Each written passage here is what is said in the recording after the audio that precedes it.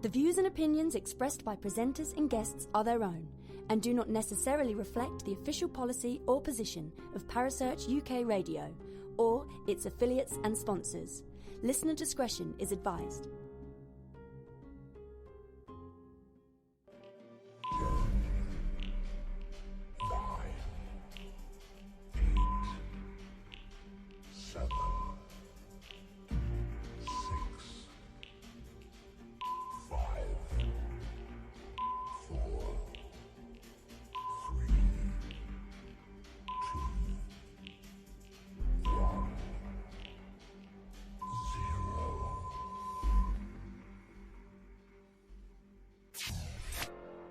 You're listening to Paranormal Concept right here on Parasearch UK Radio with your host, Paul Rook.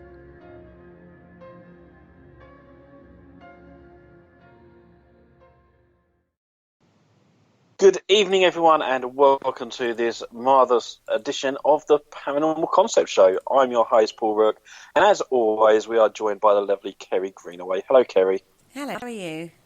I'm really good. How are you? Yeah, I'm not bad, thanks. Not bad at all. Cool. Have you been up to much this week? Well, a little bit stuffed right now. Been out for a meal for my son's birthday. So Yeah. How did that go?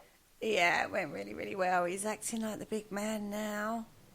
Well, yeah, big 15. Yeah. Soon fly by. It'll soon be 30. Moving out. Good. He'll still be there, little mummy's boy. Probably in this day and age. Yeah, absolutely. And tonight we're also joined by Mr. Andy Mercer. Hello, Andy. Hello, it's nice to be back again. It's been quite a long time. It's nice to have you back in the studio. We've decorated since you last came. Do you like it? Yes, I've heard, so I've seen, yes. Feel the new colour scheme, yes. Nice new portraits on the walls, yes. Yeah, that's it. Yeah. And Kevin even keeps the cobwebs in the corner. Do you like them? I like cobwebs. Oh, Adds an atmospheric touch. Oh dear. So, what have you been up to since we last spoke to you, Andy? oh my God, where do I start? Blimey, quite a bit. I've been writing my fourth book at the moment, which is supposed to be finished months ago, and it's still not quite finished.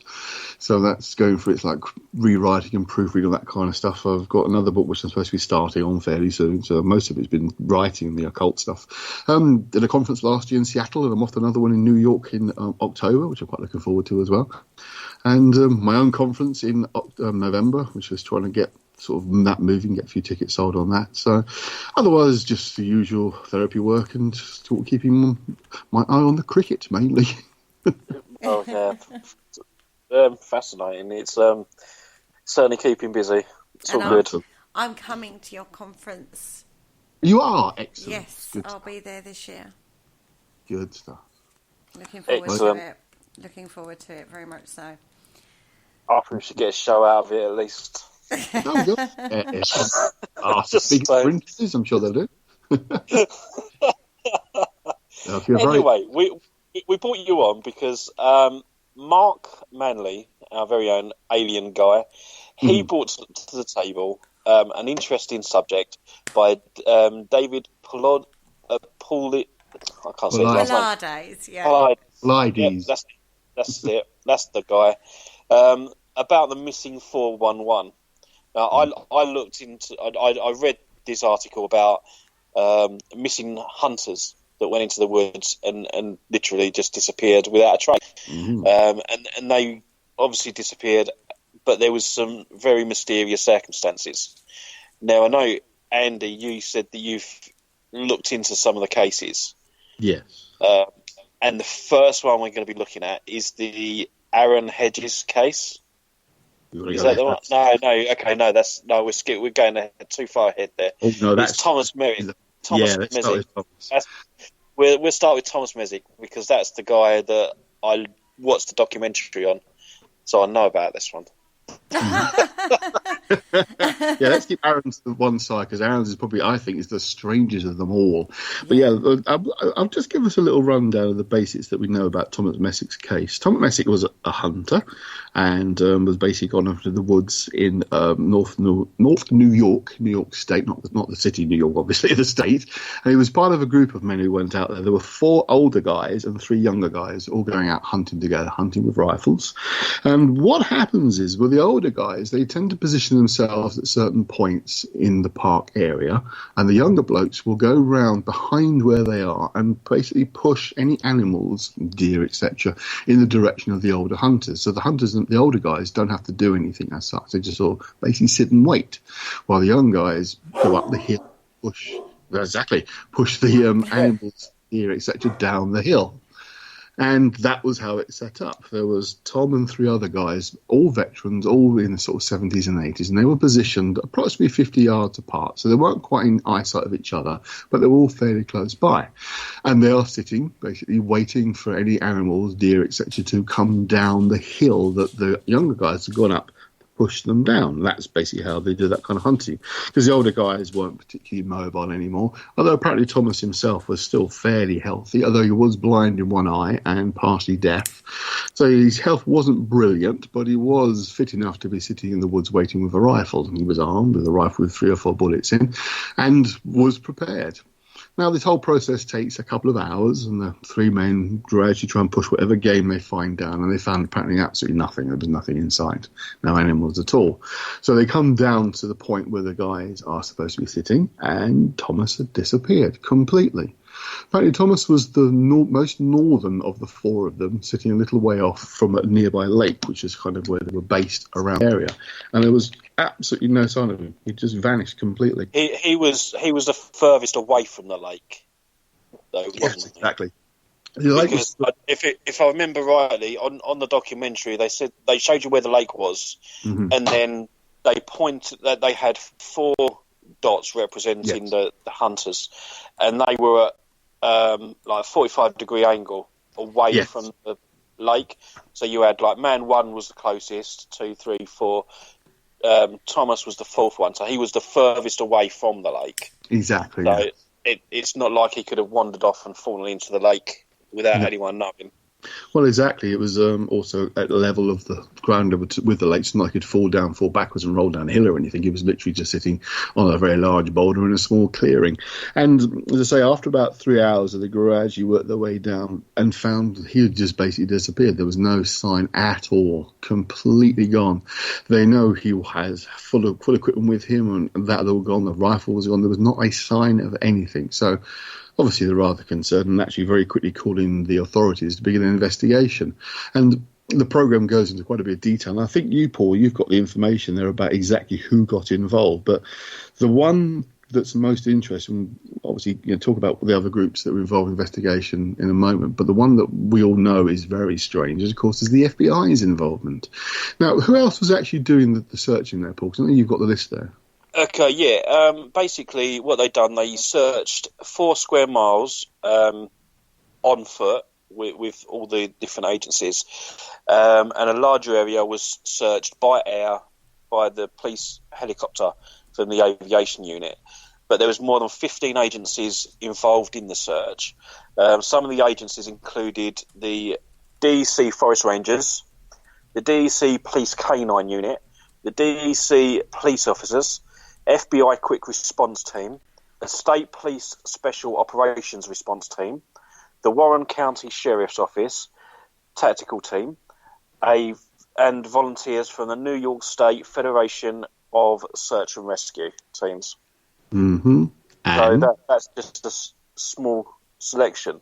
But it does go on to say that the Thomas Messick served in the U.S. Army as a paratrooper in the 82nd Airborne Division, and that he was 82 at the time that he went missing as well. So perfectly capable of actually looking after himself. It wasn't like he was like one of us, like being dropped in the middle of a wood getting completely lost. He would have some survival skills. Exactly. I think, if it was just a case of that he was in the army, there is obviously a strong possibility that if he just wanted to disappear, he could. He's got the skills to just disappear and never be found if he doesn't want to. But the fact that he's 82 years old...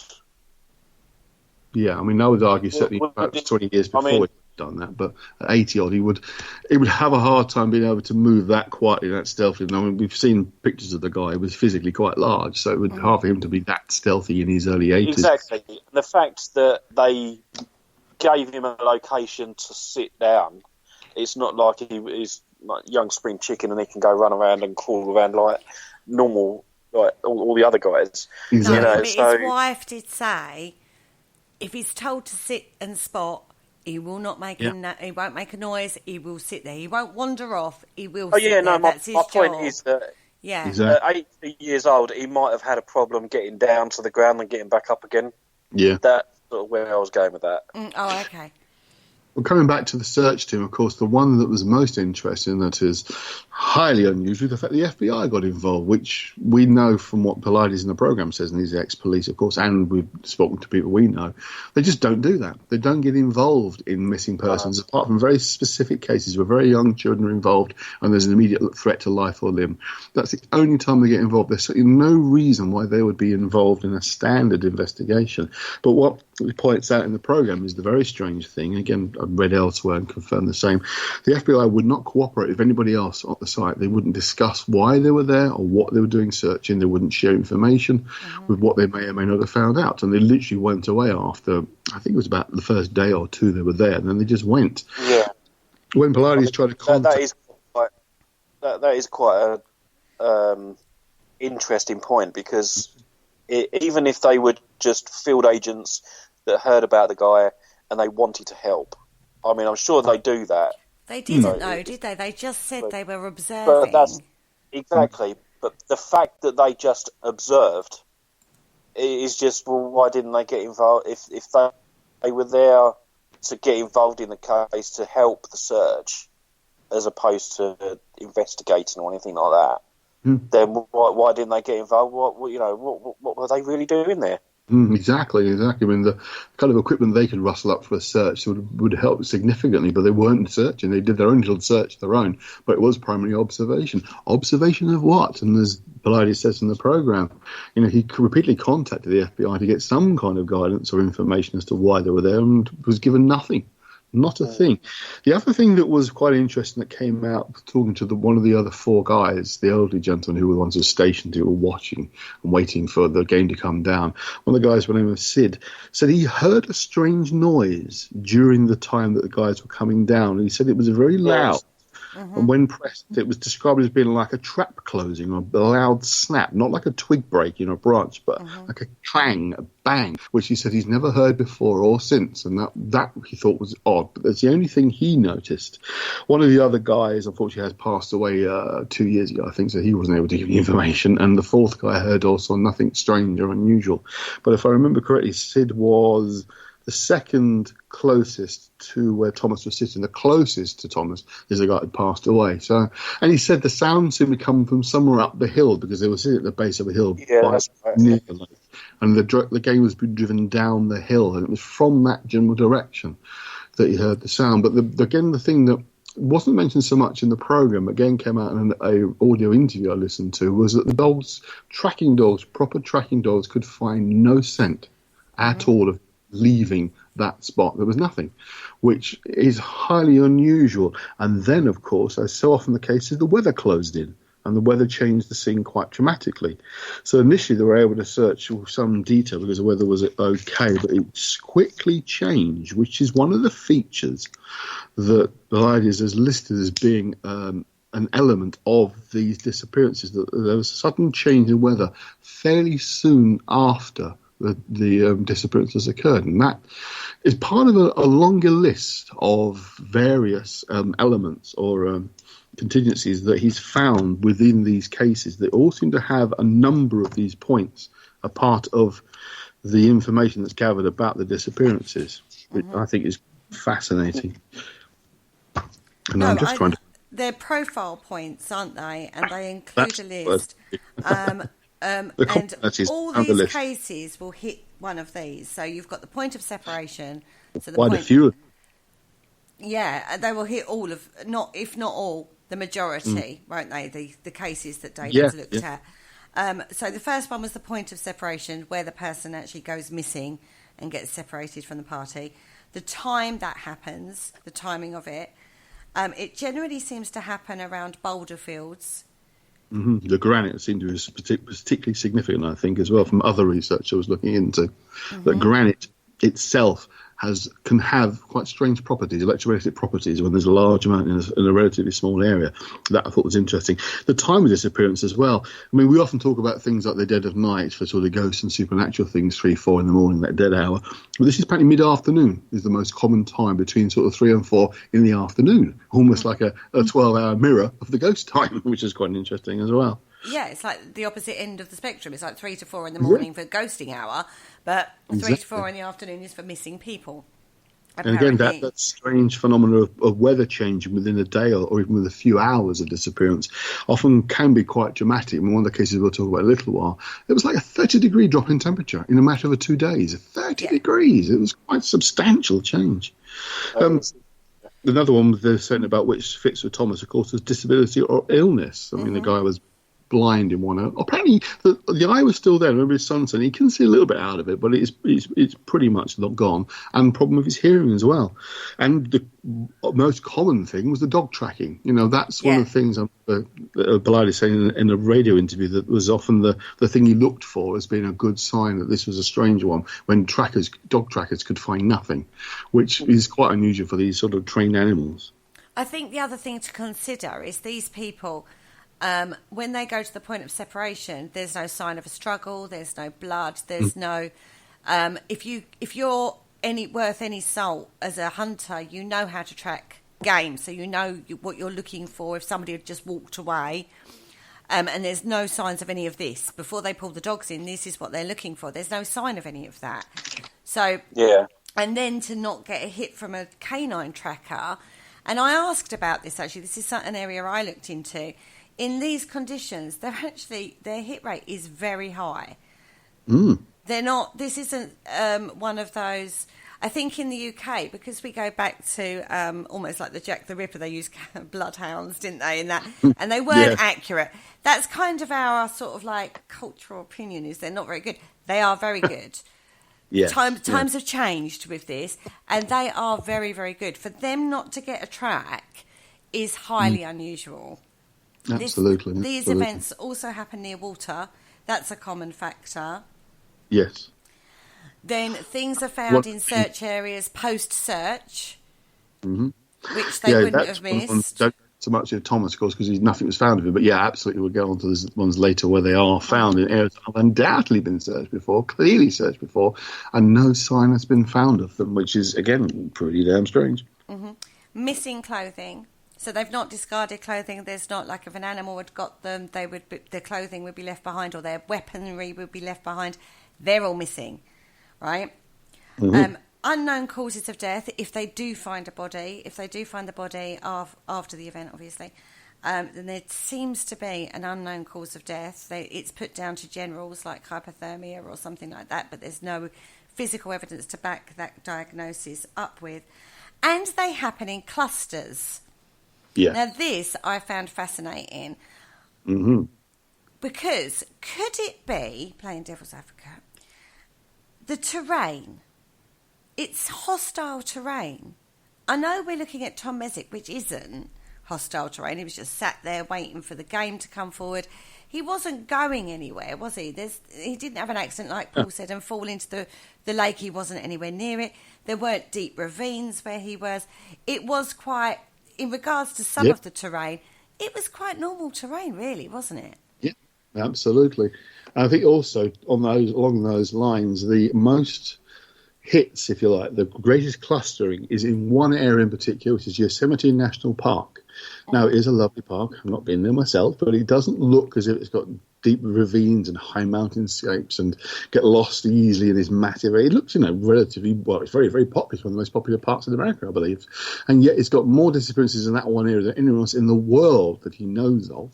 Yeah. So that itself, it's not like they're in the middle of the Antarctic or, as we know, Dyatlov Pass, that bizarre case where it is in the middle of nowhere, hundreds of miles of anything. Yeah. This is, within 100 miles of, large accommodation, large areas, large inhabitation. So it is definitely quite strange, that clustering effect. And the water one, I always found that really fascinating as well, whether it's the east or west coast or it's major lakes like the Great Lakes or large rivers, but there are so many seem to be close to water and close to boulders. And that, again, those two, I just, something in the mind, you think there's something going on there, there's some kind of electromagnetic happening perhaps that's behind some of this stuff. But yeah, I mean, just perhaps moving on to the next case, you're talking about the unknown causes of death. I found this one particularly fascinating, which is actually, it's the next one that was on the programme, of Audrey Kaplan, 75-year-old woman. This is actually, before we do that, can I just make a point on this one? Oh, yes. Where these clusters are happening, it shows us that these are... Now, you've got to remember, these parks are freaking enormous. They are absolutely enormous. There is a certain level of saturation within from the external points before it starts becoming really remote. These things aren't happening in the dead remote areas. They're happening in the more well-walked routes. They're happening in areas that people go to. You're not going to see a lot of people when you're out there, but they are more travelled than the more deeper routes. So that's important to remember, because although you can go, but the expanse, people are going to go missing, they're going to have access. These aren't happening in this. These are happening in clusters. If they're happening in clusters, people go there regularly. These are areas that are populated by walkers and hikers and hunters and horseback riders, and that these aren't dead zones. These are areas that people go to. This one in particular, Audrey in particular, the area itself is really famous for mushroom picking. Yes, very popular, and they're actually going to their own little ski hut that they own up in the hills. It wasn't even mountains, just up in the hills, which is the strange thing. And it's like a route they knew well. They walked many times before. They got briefly separated, and she disappears. Completely disappears. No sign of her. A full search is done of the immediate area. Now, she's 75 years old, but they said she was fit, healthy at 75. Even see the photographs of her, she looks pretty healthy. She's not like a lady at all. And it isn't a search until several days later, excuse me, that she's body's found in a river nearby, but some way off the track they were on and outside the immediate normal search area that they had already covered. And it was very strange because she's found in the river, naked, no sign of her clothes, completely disappeared, and they couldn't determine initially a cause of death.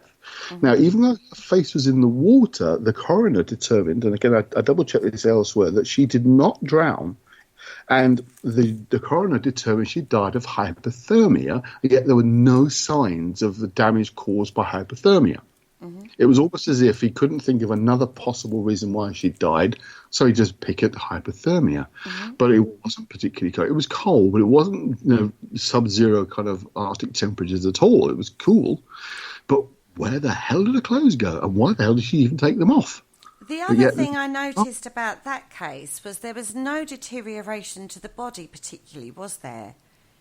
No, nothing obvious. I mean, there's no obvious scars or signs of damage or violence or struggle or anything. Just so literally if her body had been there in the water for that amount of time, there would have been bloating, there would have been animals would have had a go at her. Do you know what I mean? So it's almost like it's almost like she was placed to be found. Exactly. Like, so she was took out of the search area and then was sort of like brought back and put where it...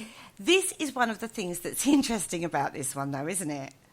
The total lack of evidence of how or what caused death is almost as if she just switched off, that the heart just stopped. Not even a heart attack, just stopped beating. And yet to end up naked in the river, I mean, you see the photo, obviously it's blurred out because she's naked, but you can see the picture of her. She's literally lying in the river, and yet there was no sign she had drowned, yet she was fully in the water. According to the coroner, she wasn't in the water. Now, whether he'd not seen the photograph or she was in there so briefly that it caused no damage, say bloating, etc., but no damage or effect being nibbled on by animals, I don't know, but it seemed as if she'd just literally been teleported into that spot, apported and appeared. But again, where the hell had she been? And where were her clothes? They were never found. Again, extensive searching was done, but no sign of her clothing. It had completely vanished. So that's, again, there was another one that the ladies had picked up on, these unknown causes of death, or speculation of causes at best, no obvious evidence or cause that could be determined in these cases. And that was another one of the big, the commonalities list we were talking about. Again, absolutely fascinating. It certainly is. Now, we spoke to Jay last night, our friend from America, Jay Lynch, because it's really hard to understand. You can look at the pictures, but to actually visit and breathe it and walk it, it's a totally different ball game. So I wanted to talk to somebody who'd been in these forests, somebody who knows what what it's like, and he's a hunter as well. He's hunted quite a lot, and he was saying, because I was saying, like, could you go off grid, completely off grid, and live in one of these like state forests? And he was like, you could. It's been known.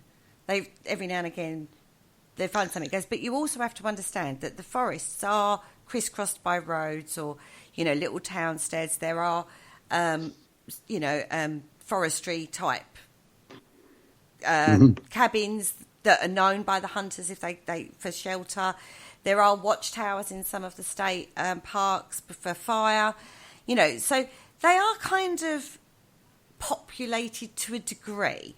But you could do it. If you wanted to live off-grid and you were a survivalist and you knew what you were doing, it is possible. Mm-hmm. Oh, yeah. However, and if you didn't want to be tracked, that's possible as well. Apparently there was a case after the Vietnam War where they found a camp of them, but they'd been living there for like 2 or 3 years before anybody saw any traces of them. So that is possible, but I think it's highly unlikely that this is the reason for it. Yes. I mean, he makes it clear he's looking into the cases that fit those criteria. And, of course, people do get missing all the time. I mean, in fact, he listed a number of reasons why cases would not be investigated. If there's any sign of struggle or violence that we left out. If there was any kind of sign of illness that they might want to go off and do themselves in, he didn't investigate those. It was very clear criteria that people had no reason to disappear, had nothing, they weren't trying to escape from anything, they weren't massively in debt or anything like that. They literally had no reason to disappear, and yet clearly were. And it was a case that they are just disappearing. There's no trail, there's no track. As I say, even dogs couldn't, in Tom Messick's case, even the dogs couldn't find anything. There's just no reason behind this kind of thing. And we know people do disappear all the time for their own reasons, and people do disappear without a trace. I mean, there's a few famous cases here we know about where people have vanished for no reason, but there's usually some kind of hint or sense of possible foul play. I mean, a case that I've been fascinated by for decades. A woman called Susie Lamplugh. She was a estate agent. Went to meet Mr. Kipper or Kuiper and vanished off the face of the earth. Mm-hmm. Again, totally lost, totally missing. No explanation there. But Mr. Kipper or Kuiper, if it's pronounced, has never been identified, never been found. So the suggestion is perhaps he did her in and disposed of the body so successfully no one's found it. But with these cases, there is no one out there. There's no obvious signs of somebody who may or may not have wanted to do the person or do them over. There's nothing, no reason at all. And the same with Audrey's case, perfectly happy, the tired woman, they're financially secure and stable. There's no reason for them to want to disappear or vanish. And yet, bodies found some way from the trek site, completely naked, missing clothing, and no sign or cause of death, yet clearly dead. Totally strange. Mm-hmm. And the other thing is, you've got to remember, particularly with the hunter kind of people, they're carrying weapons. No shots are fired. The weapons aren't found, which if it was an abduction or an attack or something like that, you're going to drop your weapon. You're going to drop something. You go to your base instinct and go hands if it's that close, wouldn't you? Yes, absolutely. And if the person's dragging the body off, there'd be signs of that. Or there'd be shedding of something like the gun. That's a heavy piece of kit. Right, Paul? Absolutely. Yeah, absolutely. I mean, even if it was an animal attack, there'd be some sort of sign of struggle. There'd be blood, dragging off signs, Which with some of the kids, we discussed this earlier, didn't we? Because there are cases where there are little children have gone missing, like a 2-year-old. We'll come to that in a bit. But with a case like that, we were talking about an animal maybe snatch and run. And we were saying, yeah, okay, so let's look at what animals are in these parks. And yes, you have got bears and you have got elks. You have got some big animals in there, like cougars. What was the other one? Was a prairie dog one of them? Prairie. I don't know about prairie dogs, but you said coyotes. They That's could right, off. coyotes. But even with a 2-year-old child, even if you took the child out throat-wise so it doesn't make a sound, there'll be blood trace. Even carrying it, you would still drag. It would still have drag signs. Yeah, absolutely. And there aren't any. Nothing left behind to be obvious signs of a struggle, if nothing else. But there is nothing. In cases, there's no indication of how or by what means they've been removed from the site. And I kept coming back to that thing about the strange noise that the guy heard in the Tom Messick case. It's like kind of snap, clap, like a thunderbolt kind of thing. It's like, that must be something. If the guy himself, again, reading elsewhere, he's been a hunter for decades. He's been doing this. He's one of the older guys, and he's had all sorts of weird and wonderful noises in the woods. But he said he's never heard this before, never heard this sound before. Didn't he liken it to a lorry being loaded up with like metal crates, like the old-fashioned like army trucks? Well, like a crash sound in terms of things hitting together. Yeah. He said it was more mechanical, didn't he? Yes. Now, like you said, I'm going back to that point about they know these woods. They know the animals in the terrain. Mm-hmm. They know what happens at night. They know the sounds of the forest at night. They're not going to get freaked out by anything. Not freaked out, but they're going to notice if it's unusual. Yeah, they can identify strange sounds quite easily, like you do in your own house. You have knowledge, you're going to know straight away what it is. My wife's got a new work phone, and the ringer rang for the first time. Got days. What the hell's that? You know straight away it's not a sound you're used to hearing. And if you're an experienced woodsman or a hunter, particularly if you're a hunter, okay, the guys themselves were a little bit older, so perhaps hearing wasn't as good, but they've been doing it for decades. They know sounds, and yet he hears this odd noise. There's the only indication that anything has happened was this strange sound. But I think perhaps we should move on to what I think is probably the strangest case of all, which I've got quite a lot of notes about here that I think was the most fascinating one. And obviously, Paul hinted at it briefly at the beginning, was Aaron Hedges, his disappearance. Yeah, absolutely. I did find this one really, really strange. I don't know. I really don't know what to make of this one. Absolutely not. Let me give our listeners a little breakdown of the actual events itself. He and two friends had gone hunting in mountains known as the Crazy Mountain Range, which I thought was quite interesting in itself. In fact, it's called the Crazy Mountains, kind of gives you an idea there's something crazy about them. The program mentioned this possibility that it was a Native American curse was placed upon the land because it was taken by the white men. That was one theory that a woman on the program did. But another one I came across was that apparently the other way around was a white resident who was living in the area went crazy and attacked the local, I think it's Comanche tribe, but the local tribesmen there and killed a few with an axe. And then they considered her to be crazy and the land to be crazy because of her crazy attack. Now, I thought that second story, I don't know, you can't really prove any of them, was interesting because it kind of hints there's something odd about the landscape that gets called something like that. But you have three guys, they go off together hunting. Now, they've planned quite a long trip of a whole week they're going to be out hunting. They've got two horses and a mule that's carrying most of their equipment and things like the camping gear, etc. And during the early part of the trek, the mule that was carrying it panics, has a bit of a mule crash, like a horse crash, and basically drops a lot of the equipment and it gets quite badly damaged, and some of it obviously is unusable. The three guys arrive at their designated site where they're going to sort of use as their base camp for their hunting, and the third guy, Aaron Hedges, goes off to where they've got a storage cache higher up in the hills, where they've got things like a sleeping bag, his store, and other basics of equipment that he can go and collect. Now he heads off, I think it's sort of early afternoon, and to try and get to the site where the stuff is stored. Now he starts heading off in a northeasterly direction, following the track. Now, at some point, they're cutting the track, which goes almost back the way he came from, but further up the hill, it starts heading northwest, which would take him to the cache. Now, the several hours go by and the guys haven't heard from him at all, and they check with the GPS system that's connected them together, and where it should show him kind of in the middle north of the map on the screen for where he was, instead he was right in the far right corner, as if he'd continued to follow the track he was already on, which was rather strange because they knew the area, knew the terrain, and he would have known that he had taken a wrong turn, but yet he apparently continues to walk. Mm-hmm.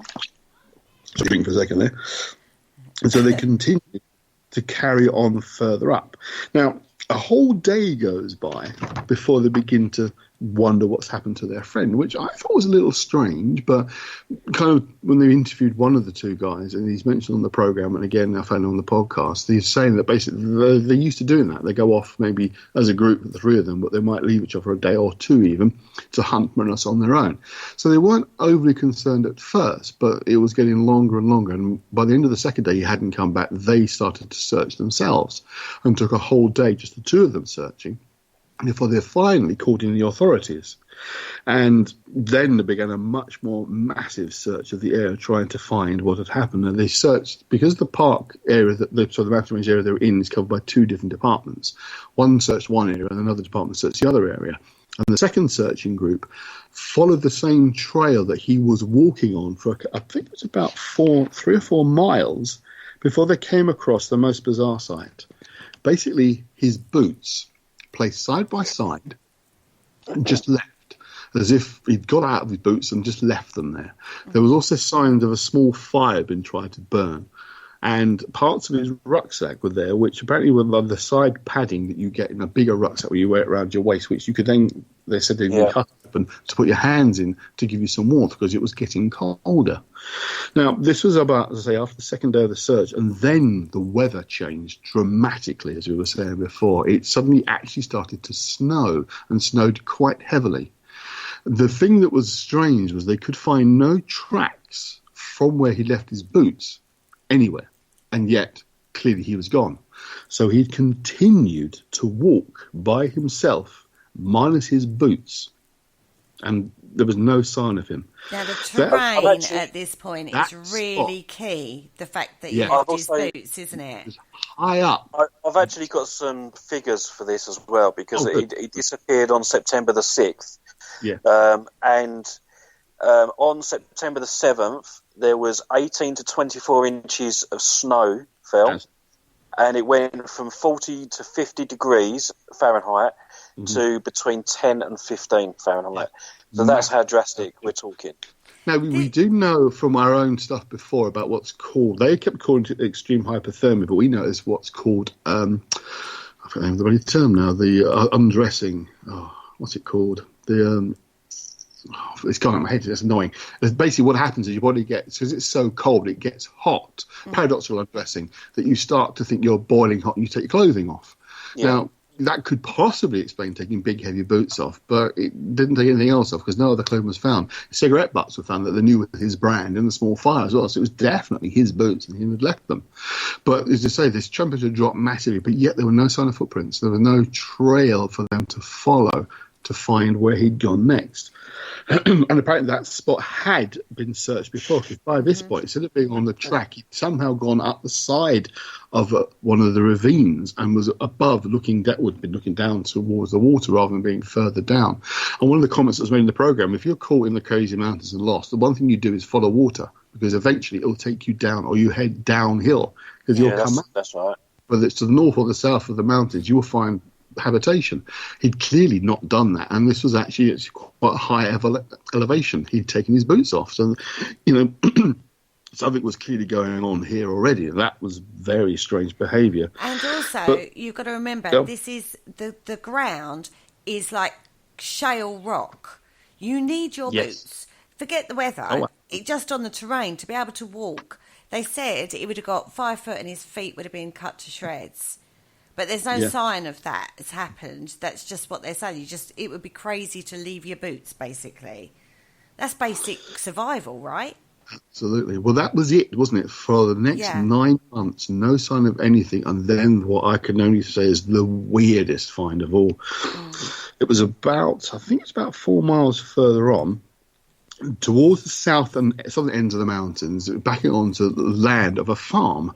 They discovered, when the farm workers were out basically replacing some fencing, they found the following items: an orange vest, hunter's vest, and a rucksack leaning against a tree. Beside it were his rifle and his bow, but no sign of him. And they said it was as if it had just been placed there. And it was just sitting there as if the guy had just left. In fact, the guy who found it said, has someone gone missing recently? He's looked in the rucksack and found the hunting license. And it was Aaron Hedges' hunting license. And they said, yeah, the guy just been 9 months ago. And yet it was sitting there. And they said, and again, Polida said in a podcast interview, they'd been in that area before because it's just on the edge of their land. And there was no sign of this stuff. And yet it was a position where you could see the farmhouse and the road. And yet... Wasn't this like... a year later, though, or something? 9 months. This was 9 months later. This was. Okay, yeah. And then they found the thermos flask with an energy drink sitting on a rock nearby, as if it had just been placed there. This is 9 months after he vanished. Going back to when they found the boots, 9 months previous to that, I've actually found who was actually looking for him. They had 20 dog teams, 7 horse teams, 59 ground searchers, and National Guard and private helicopters equipped with night vision equipment and spotlights, all looking for this guy. And it was literally centred for people who know the area. It's Cottonwood Lake Trail to Trespass Creek. So again, they're looking in like a valley type of thing. Yeah. But again, they know that all these people are very experienced with the terrain that they're dealing with. They know what to look for. They're looking for, the common places where people maybe fall or, have an accident or something like that. They know what they're looking for. They're not idiots. Exactly. And if this guy had sat down to take... they found the boots the day after. But you've got all these trained people looking for him. They would have noticed the boots there the first time around. Yes. And the fact that he tried setting a fire as well, that would have also been an indication for the night vision cameras. Yeah. They said there was a rucksack in his bag and there was an energy bar in his bag. So they'd both been there all that time. So he had the means of feeding himself and the means of lighting, creating a fire. And that was 9 months on. Yeah, but it's the fact these things literally looked as if they'd been placed. They did. They said that against the tree, didn't they? It looked like somebody had just put them there. As I said in the video, in the film, they reconstruct the scene from what they remember of. And it was like, but they've been there before. The farmers have been there before. They were talking to the husband and wife owners of the land. They've been there before. They know the territory. And there was no sign of anything. But then, again, that's it for a year before some closure is finally achieved. Only about 100 yards or so from where the rucksack and flask were found, they found bones, skull and pelvis bone and identified obviously through DNA as being Aaron Hedges. Again, they also found, I think it was a shoulder bone and another bone that was partly buried in the ground. Again, how the hell did they get partly buried in the ground? And yet the other parts were still on the surface. Back the skull was underneath an old dead tree. Just literally apparently sitting there. Hikers found it. It was just literally sitting there. Now, this was 11 miles from where he was last seen and 6 miles from where his boots had been left. And this was almost 2 years after his initial disappearance. How the hell? Isn't this the one also that when the bones were found, the feet were missing? Yes, I'm going to get on to that as well. This has apparently been more than one occasion when bits of body are found and the feet seem to be one thing that is still missing. So that in itself is a little strange. I did find although it was mentioned in the program, I did find another report that suggested that his feet were there. So maybe a little bit grey there. That I think was the recollection of the police officer. I was wondering whether those still in the boots, but okay. Yeah, again, that's the thing. They weren't in the boots. So he wasn't without his shoes, but not without his feet. Yeah. Even if he was dead at point, which it kind of suggests that the boot point he was already passed away. How the hell did his body get to these other things get to where they were? Is it possible that going down the path of a normal explanation, that he was somehow kidnapped and was held and murdered, and then whoever the killer was played stupid games with people by placing his items in that field and then placing the bones? But that's possible. But where and how would the kidnapping took place? There was no sign of anything. Where was he held? this is another case where the sniffer dogs didn't pick up a scent as well. Exactly. So I would have said that because they didn't pick up a scent, that it would be unlikely that. But they extended further searches as well. They also checked farmland and farm buildings around the Crazy Mountains to see if maybe he had either made his way to them or had been taken there. Not a sign of anything. Literally, like, winked out of existence for 9 months, and to briefly pop back in again. The other little bits I did find out that weren't mentioned on the program that were interesting was that the guys had all three of them had convictions for illegal trespassing and illegal hunting. So they were known to do some kind of dodgy stuff, and they shouldn't have been doing that. So the possibility that perhaps they would have avoided the farmland and the farmers because maybe they shouldn't have been, there were areas where they shouldn't have been in, it means he could have possibly gone to parts he shouldn't have been in the first place because they'd been convicted of that previously.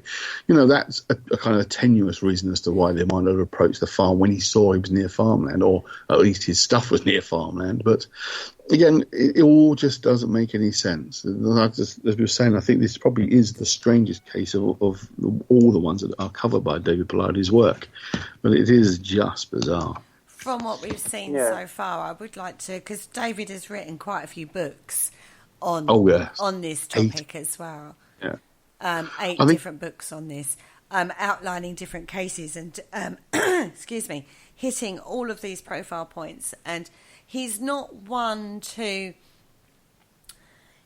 like you said, David Pollardi himself is incredibly knowledgeable and experienced. He's picking out cases that, out of all the hundreds of thousands of cases that there are every year, he's got profile points that he's picking out on. And these cases are happening, and where they're happening are happening in the same vicinity. There are clusters of this. Now, I didn't think I'd find this particularly interesting. It's a bit like when we was talking about Dyatlov, he was like, have a look at this. I was like, oh, God, it sounds boring. This is fascinating. This is fascinating.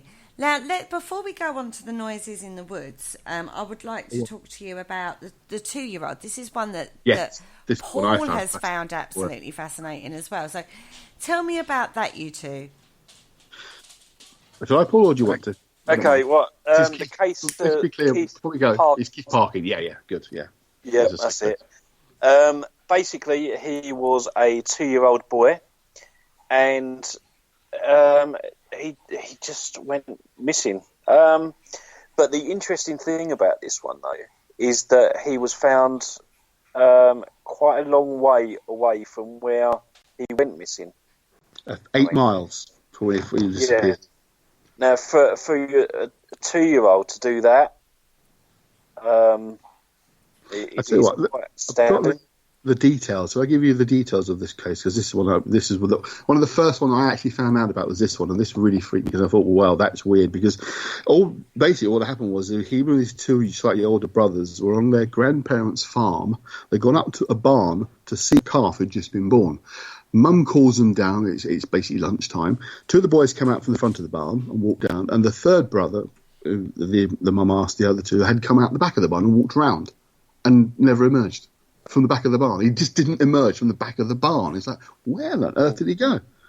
So they come back, and they obviously begin quite a substantial search. They search for day and night for 2 days, but they find 3 miles from the farmland footprints that are clearly his because of his small shoes and they fit the size in the middle of a field. But the interesting thing was they were in a different direction to ultimately where he'd been found. So he walked 3 miles northeast and then a further 8 miles west. For no obvious reason, he changed direction. He would have gone through barbed wire fencing and would have gone through very thick bushes and bramble. Now, this is in the middle of the night at this point. He would have to have been travelling like that during the night.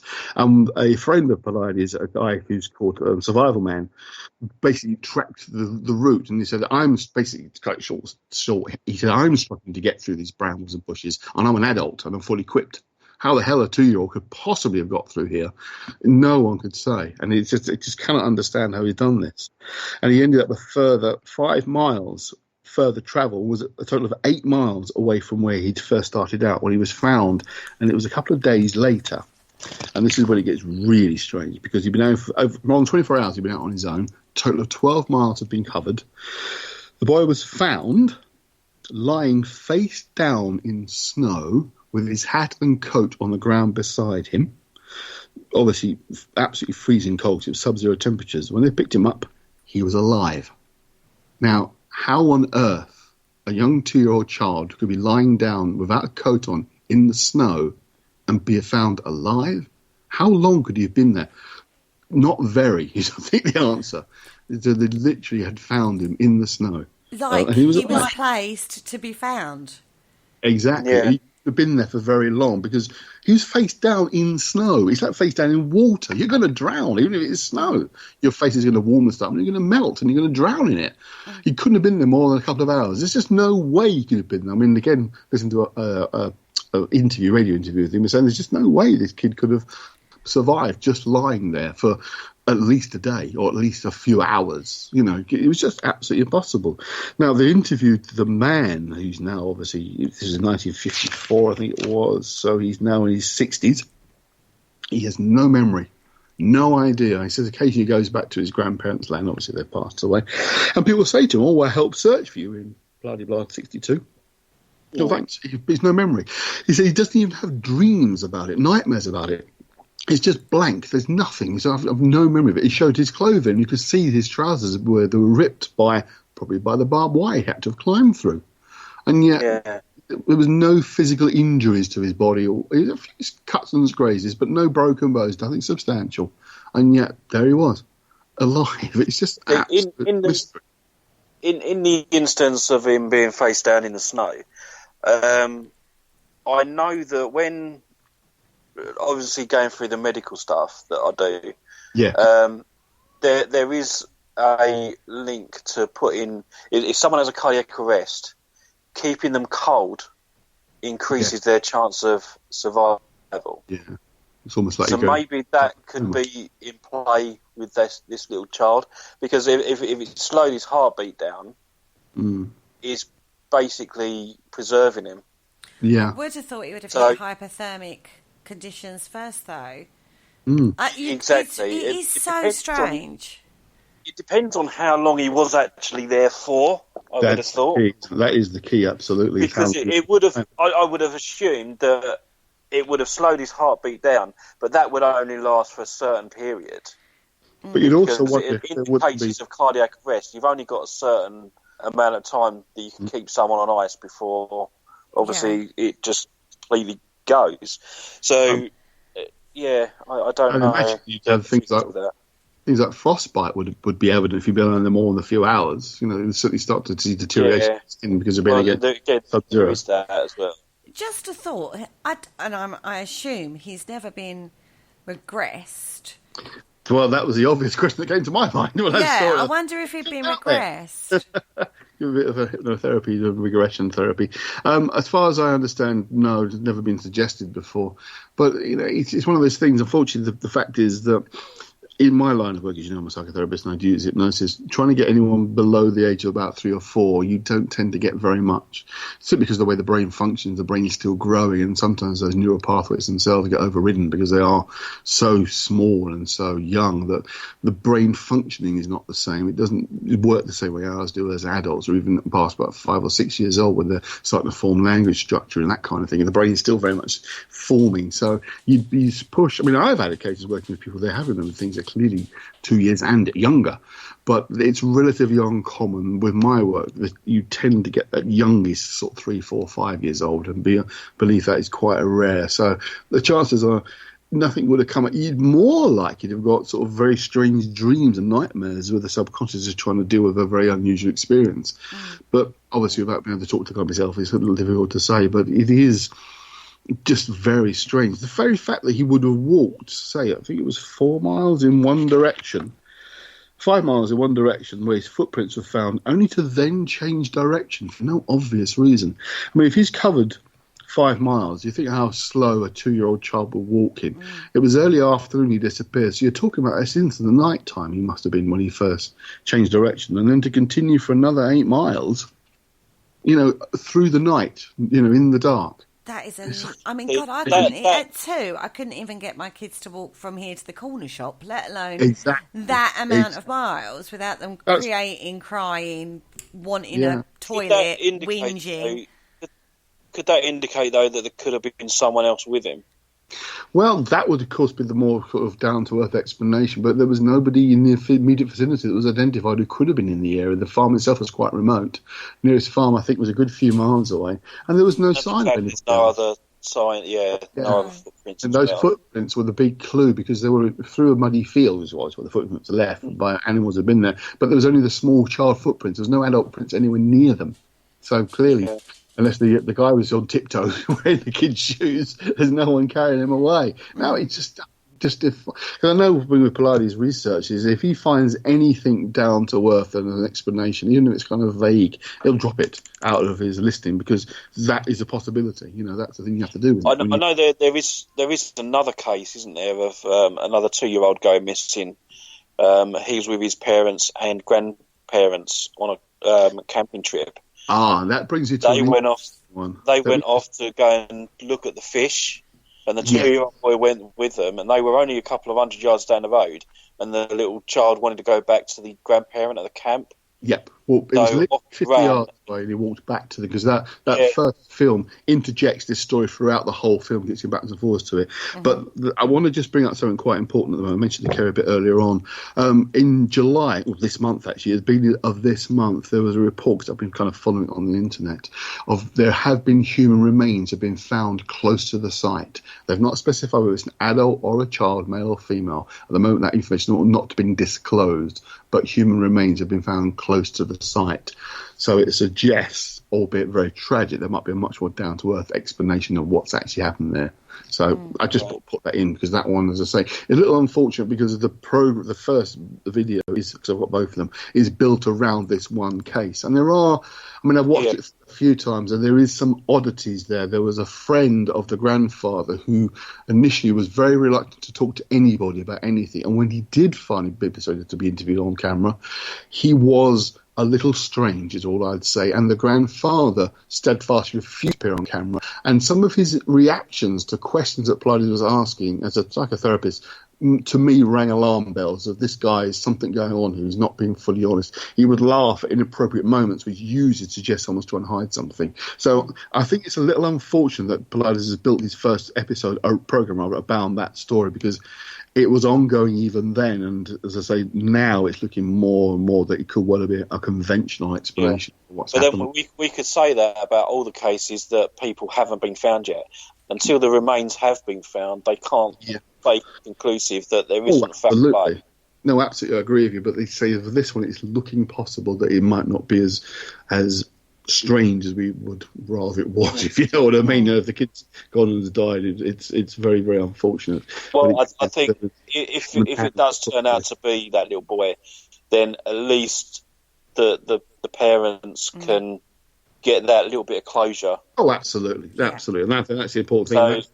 That's the human side behind all these stories, apart from the lad who was found alive. There's people who've got friends and family who just want answers, want to know what's happened to their loved ones. Exactly. One has disappeared to. Absolutely. True. Now, the guy we're talking about, David Pilates, who's written 8 books on this particular topic, has outlined, we've just talked about a couple that we saw in the documentary. He's outlined 1,200 cases where they fit the profile points across the national parks in America. So this isn't 1 or 2 cases. This is quite a few. This is a thing, isn't it? Oh, absolutely. It's quite substantial, absolutely. Now, one of the things in the documentary that I found absolutely fascinating was he was talking to a real hunter. They live, breathe, survivalists, forests. They trek for days into the national parks. They know what they're doing. They know the sounds. And there's a camp, isn't there? They don't know. They didn't disclose where the camp was, but it was Camp Sierra, they called it. Yeah. Only a select few know where this camp is. And it's been there for generations. It's sort of a family kept secret, this campsite. And if you hadn't gone there before, you would never find it. It's that deep within the state forest. Talk to me about that, because that I found fascinating. Well, actually, I'm quite fortunate. A friend of mine in the States has actually met and spoken with Ron Morehouse, the guy whose camp this was, him and his friends. Now, Blinders includes this in the program. I think, although David Blinders is always very adamant, he doesn't want to give any kind of conclusions or any theories of his own. Towards the end of the 411 Hunted, he starts hinting towards our territory, if you like, the paranormal world as being one of the possibilities. And one of the things he talks about and talks with Ron Morehead with at great length are these series of recordings that Ron and his colleagues made deep in the woods in the 1970s. Between 1971 and 74, they recorded very, very strange sounds in the woods. Now, he said that after 74, they kind of stopped, as if whoever was creating them had moved to other areas. He said, we occasionally still hear weird noises, but not the vocal conversational sounds that he recorded. And I have them queued up if you'd like me to play them. Oh, yes, please. Absolutely. Now, bear in mind, these recordings were made late at night in the early 1970s on audio analog recording tape, basically. So the quality is not brilliant, but have a listen. Hopefully this will come out nice and loud, but there we go. First is Ron himself just briefly speaking about them, then you can hear them. Them, and we started recording them.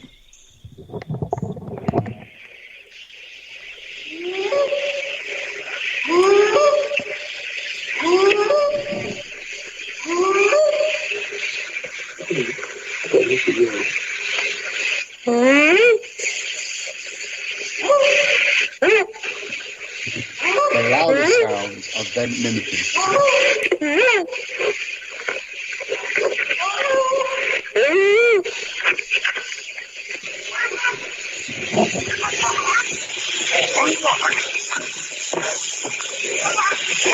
There's two of them across the creek at the big rocks.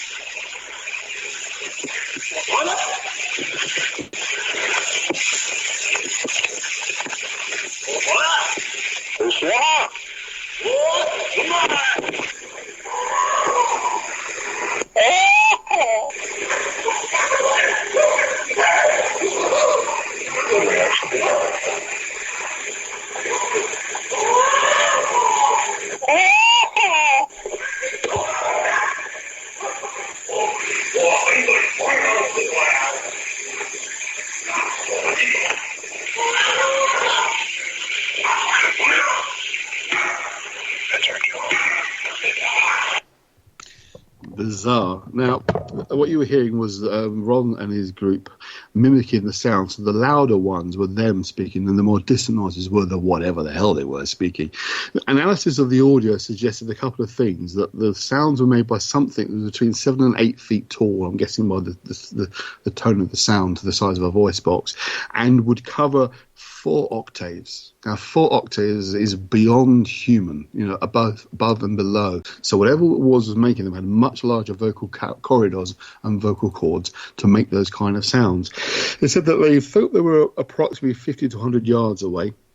They never managed to see them because it always happened during night, and attempts to photograph them had always failed. They'd never captured a conclusive image of whatever the hell they were. But that was the weird noises. Now, of course, we get into the territory of good old-fashioned Bigfoot and Sasquatch as being possibly responsible for these strange noises. But what Ron says, and now I found this the most fascinating, and it kind of chimes him in a little bit, is he described them as being the quantum Bigfoot. As in, literally, they would vanish and reappear all by themselves. No obvious signs of them leaving the area. No tracks, nothing. He said they checked in the daytime. So, listening to interviews, there was no sign of them. He said on one occasion, it sounded like one of them was actually in their camp, and they were obviously in the little hidey hole they were in, smashing it up, basically. The sounds of pots and pans being thrown about and things being banged and clashed together. Yet in the morning, there was no sign of anything being moved. It was the most strange thing.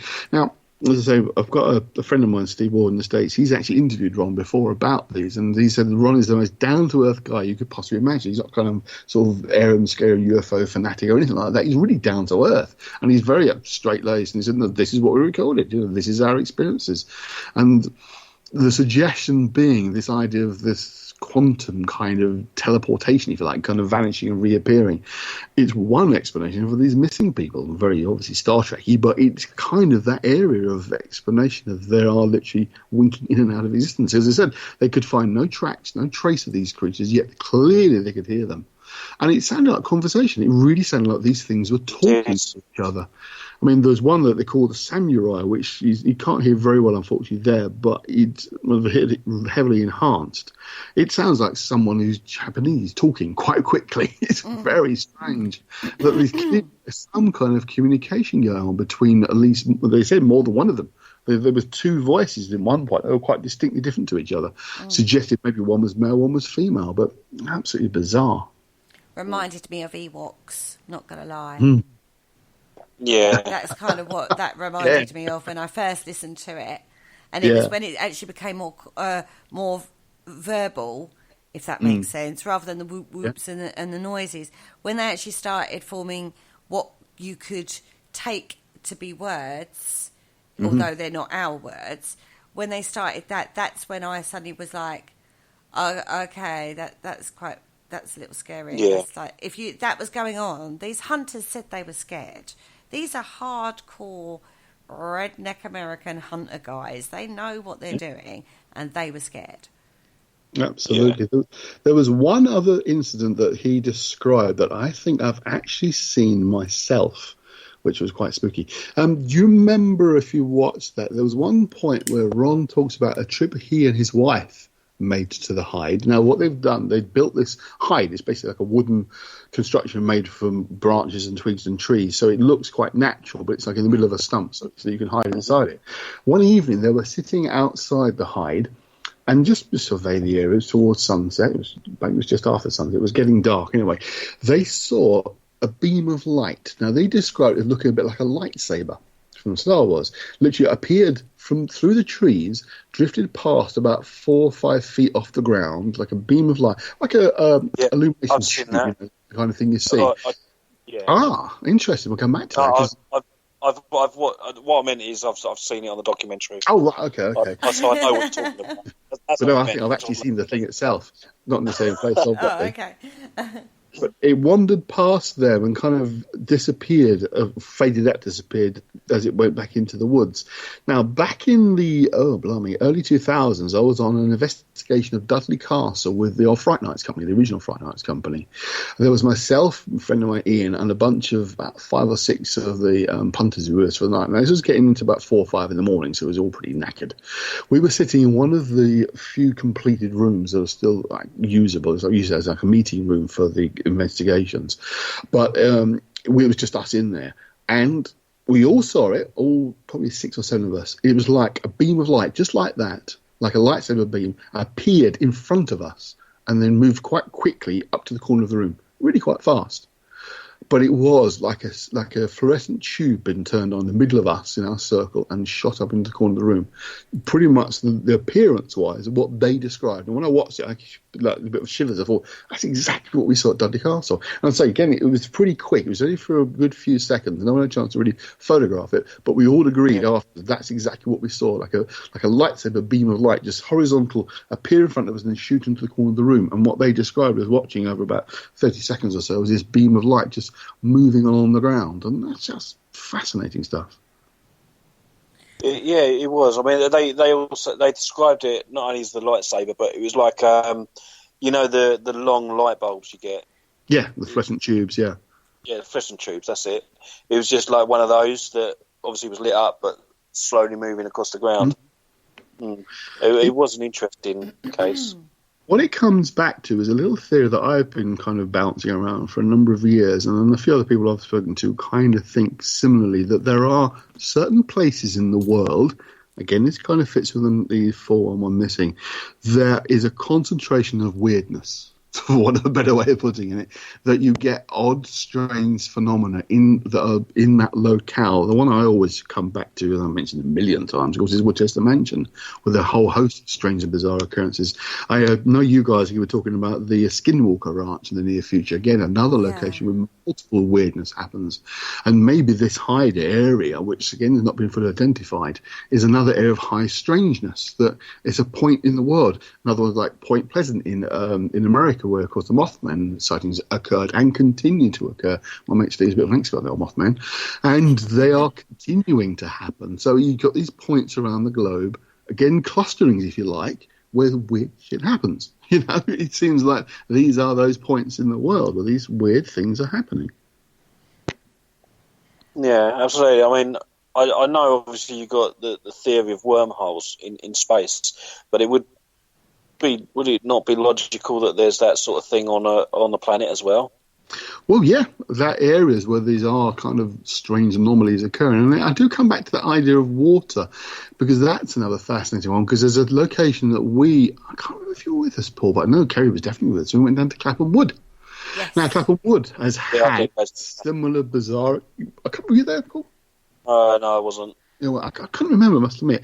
But that has had its own 411-style disappearances. They had the local locum priest who came in to basically sit in the church for a period while the additional normal vicar was on holiday. He disappeared. His body turned up sometime later. And there is some confusion whether it was a police officer or a police cadet, but another person who was part of the search for the vicar, he also disappeared. Now, there were some grey areas, and again, a bit of digging. It's hard to actually identify who these people were, but it's been a common story, if you like, that's been told, that these two people disappeared.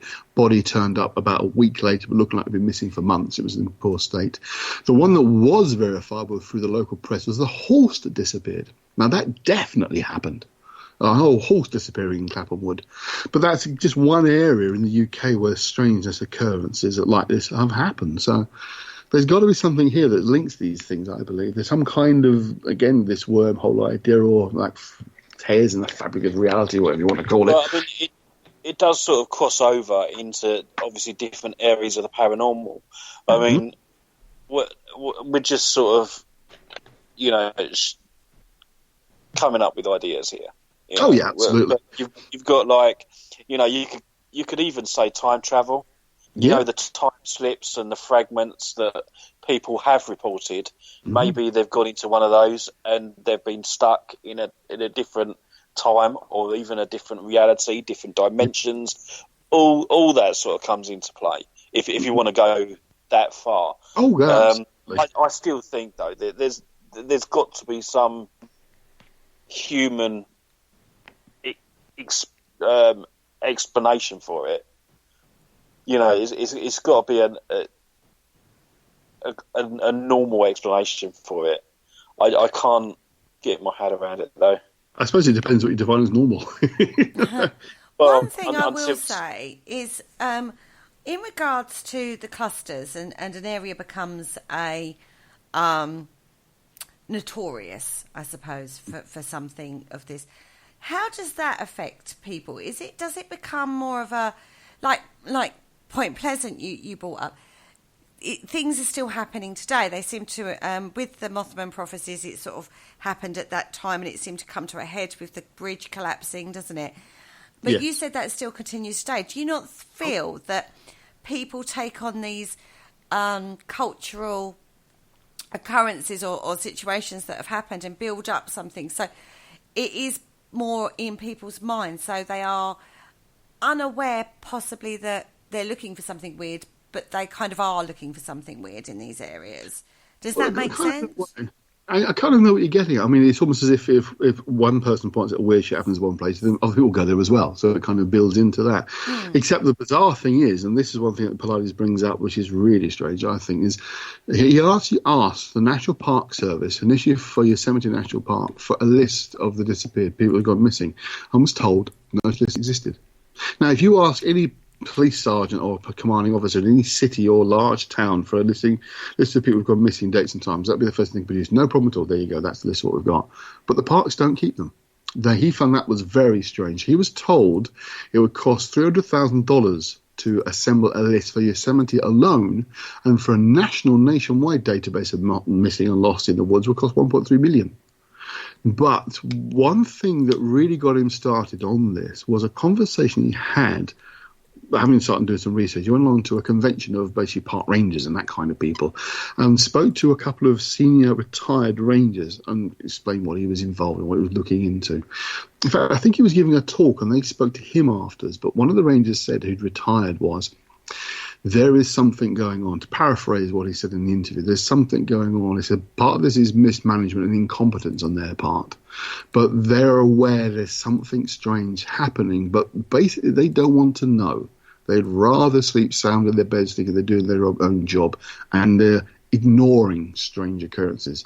What he was basically intimating was that they kind of know stuff is happening in the national parks, but they don't want to know about it. They have no more idea about what's really going on than David did, really. I mean, he's probably the most knowledgeable in this area. Those parks don't know. But the point is, it's not been publicised. You couldn't find out that there was an inordinate large number of people disappearing unless you did a lot of digging and reading. It wasn't in the national press until, obviously, Polity stopped producing his books. But by this point, there were vast numbers of disappearances already. In his first programme, he mentioned he'd covered 800 cases. Now, in the second one, he's 1,200. But there already were 800 cases he'd found before there was any publicity about all this. You know, his books aren't massive sellers, so it's not like the whole country knows about them. It's only weird kooks like us who listen to Paranormal Radio that know about this kind of stuff. So, you know, with something like Point Pleasant, it was quite a big thing. That was in the news. You know, the sightings were in the news because of the bridge collapse, and so people were drawn later on to it. And as Mate Steve would say, obviously some of the sightings are spurious now. The people are just making stuff up to get in the press because they know they get reported upon. But these cases weren't. You know, they were very much kind of brushed under the carpet. They knew people vanished and people died in these things, obviously, but there was no existing list of missing in the national parks, which, as I said, if it was a city or a big town, that would be one of the things you can guarantee would be kept, a database. But funny enough, there is one now. You know, there's something we should keep one. So I think he's having also some positive effects, because you might have noticed in the Hunted program, he keeps talking about what you should have on you if you're going to go out tracking and hunting. I think GPS systems. He said nobody who had a GPS system and armed have ever gone missing. You know, because one, they can protect themselves until they can be found. Obviously, the guys who talked about here, the hunters, were all armed, but they had no GPS tracking systems with them. Didn't Aaron Hedges have a going to say, yeah, that's what I was going to say. But it was very limited. It wasn't a very wide range. And it wasn't a frequency that you could just tune into. This is the early days, apparently. And I looked into the Garmin version. It was tuned to itself, if you like. It wasn't a signal that you could pick up. You know, it's like your own mobile phone. You know, you can sit so it was your own hotspot, but no one else can reach it unless you have it as an open hotspot. And it was that kind of thing. The new radio GPS is going to be picked up by anybody. And knowing simple things like firing 3 shots in the air one after the other is a sign of distress. And apparently even some of the more younger hunters didn't even know that one, you know, and he's brought that back to people's attention. So the positive side is he is warning people now, you know, these things do happen. No matter how prepared you might be, you might just disappear. Do you think this could be related in some way to maybe a government experiment or something? Well, I tend to go along with what the Rangers were saying. I don't think they've got any more bloody idea than we have. I don't think it's anything orchestrated or planned by any government. In fact, I firmly believe, and I've said this before, and I'm long story, but I think I've got evidence that they listen to us. You know, there are companies, there are government agencies that listen to things like these radio shows to see what we know, because they don't really know. They're almost using us as their source of information. I mean, someone I talked to a little while ago on the other network, I put this idea across, and this is in America again, he was very much of the opinion, I think they do listen because they don't know what's going on. You know, it's almost comforting for us to think that there are grand government conspiracies who really are in the know and have power and control stuff. It's much more uncomfortable to think that they've got no more idea than we've got. That in itself is more uncomfortable. It's something that, just to quote one of my great writer, Alan Moore, said, that was the most scariest part of all of these conspiracies, the fact that there isn't any. There's no big coordinate. Yeah. He said there was no evidence of it. There is evidence to suggest that you don't know any more than we know, and that they're relying on us, again, to ferret the information out, and then they can assess from what we are discovering, what we are coming up with, to try and understand what's going on. But no, I don't. I mean, there's no doubt about it. There is military technology that's being tested that we know nothing about. I was going to say, if that's the case, you know, and they are listening in now, I've got plenty more theories if you want them. I'll sell them to you, a couple of grand each. Yeah. You know. Yeah.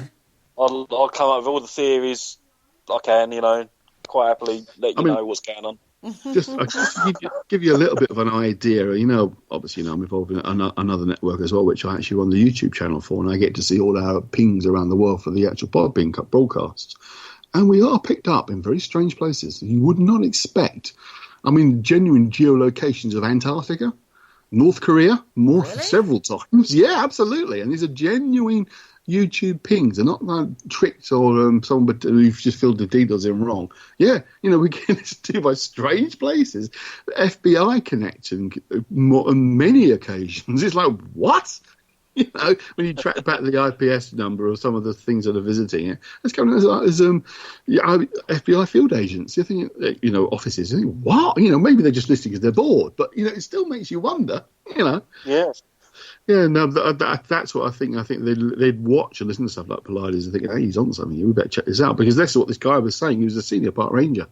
That they don't know what's going on. Part of it is incompetence and laziness on their part, but they are like, well, if we don't know about it, we can't do anything about it. We'll just brush it under the carpet and pretend it's not happening. Hence, not having lists.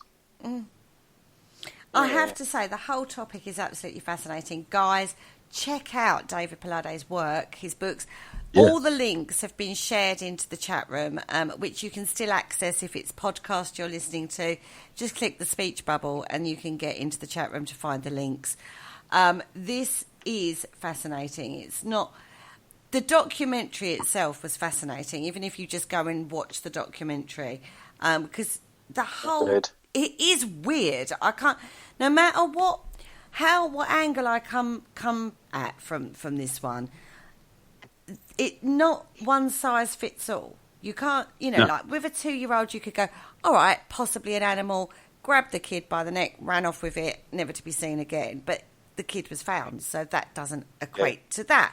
So, do you know what I mean? When you start, not one size fits all, not one answer fits all. If there are people living in the woods, there would have been signs of struggle. You're talking about hunters. You're talking about people who know the terrain, who are equipped for the terrain, who have got guns. These things aren't being found. It is weird. I'm not going to lie. Caught my interest. Weird with a capital weir. Absolutely. I would also just like to point out that we're not being paid by David Paulides for this. We're giving him free advertising. It's just about the goodness of our hearts. Well, the thing was, we came across this, the documentary, like from our angle, we came across it because Mark mentioned it on an after-show party. It was like, oh, not heard of that. Look into it. Yeah. Oh, my God, how fascinating. Yourself, how did you come across this? It was just one of those documentaries that I would be interested in, and I watched the Missing 401 Hunted, and I thought, well, actually, we could do a show about this. Let's do it. Because it is weird, because it is so strange, and we do think that David is onto something, but we don't know what that something is. But it adds weight. It does. Yep. I mean, that's one of the things I did like about him, the fact that he doesn't put forward any theories or any conjecture. He just lays out the case as is and leaves you to decide for yourself what you think may or may not be happening. I mean, I first found about it because I love those YouTube videos. You get the top 5 ghosts or caught on camera, the top 5 cryptids, all those kind of things. Spooks and chills and Nuka Top 5, all that. I love them. They're about 10 minutes long and they're good fun to have them in the background. But I think he has basically been talking to those guys because they've all featured the 9/11 stuff recently, and I do think that he's slipped them a few quid to mention them, actually. It's a bit of promotion. Well, why not? The guy's put a lot of time and effort. His production quality is pretty high. It's professionally done, so it's probably cost a few grand to put together. So good on him. I mean, he's difficult to get to interview. He usually insists you've had to read his books before he'll actually let you interview him, so that is a bit of an annoyance. But there's no talking about the stuff. If it's out in the public domain, he can't obviously he can copyright his written material, but he can't say you can't talk about it because these cases are out there. They're real cases, not his cases. So, but it's absolutely fascinating stuff. But guys, I do suggest you go check him out. He's on Facebook, he's on YouTube, he's got books out. Go check out his work. It is absolutely fascinating and it is weird. If you like things like this, like the Dyatlov Pass and the airmen that went missing, not the airmen, the other one that David did. Oh, the Lighthouse. The Lighthouse, thank you. Yeah, those kind of mysteries. This is definitely one for you. Yeah. Keith McCluskey, yeah, sorry, I called him David as well. So everyone's David. Nah, bless him. He was very busy, and to be fair, I've not chased him because he was busy. But at the end of the day, this is very similar to those kind of cases. They are strange, they are weird, and they're worth having a look at if you like that kind of thing. And we know you do because you're listening to Parasearch Radio. Absolutely. Absolutely. Indeed. But I think on that note, we'll finish up the show there. So I want to thank everyone for being in the chat room. Kerry, what have we got coming up for the rest of the week? Okay, tomorrow evening, Wednesday evening, Haunted Histories, and Penny is talking to Rosie and Stuart from Simply Ghost Nights, all about RAF Binbrook. Then on Thursday evening, PSH Radio are back in the house, and they are talking to Linda and Victor Salazar. Love that. From the Seance Room. They run a podcast called The Seance Room. Then on Friday evening, Mark, Carla and myself will be talking everything, another strange area, Skinwalker Ranch we're having a look at for Dark Mirror Styly. We could go into an argument about this one, is all I'm saying. Yeah, absolutely. Try and keep the arguments down this week, I think. I think of that place, you could say, if it's weird, it's happened there. This Whatever is you true, can think right? of, it's happened there. Yeah, it is very weird, that one. But I know next week we've got a very special week starting, haven't we? Next week. We've got a brilliant week starting next week. Yeah. Because not only are we going to have one new show starting next week, we're having two. We are. Yeah. Yeah, we've got Neil on Tuesday with Haunted Connections coming on. Neil and Jane are coming on to Parasearch Radio 8 to 9 p.m. on a Tuesday evening. And we've got Jolene. Jolene's starting her new show next week. I believe, to start with, she's going on a Thursday between 8 and 9 p.m. And with her Parallel Prism show. Yeah, that's going to be really good. Is the theme to the Dolly Parton song, Jolene? Working 9 to 5. That's probably what she feels like. Jolene, I beg you, please don't take my man. Oh dear. Oh dear. Anyway, thank you, Andy, for joining us tonight. Yeah, you've missed me, haven't you? Be honest now. We have. We've missed you, absolutely. And you need to be on our shows more often, I reckon. I'm always here. Just give me a shout. Yeah, absolutely, will do. And thank you, Kerry, as always. Thank you in the chat room. So it's a good night from me. And it's a good night from me. And me. Thank you for listening. Don't forget to join us for more shows throughout the week. Find us on Facebook, Twitter, and the World Wide Web to keep up to date with all the shows right here on Parasearch Radio.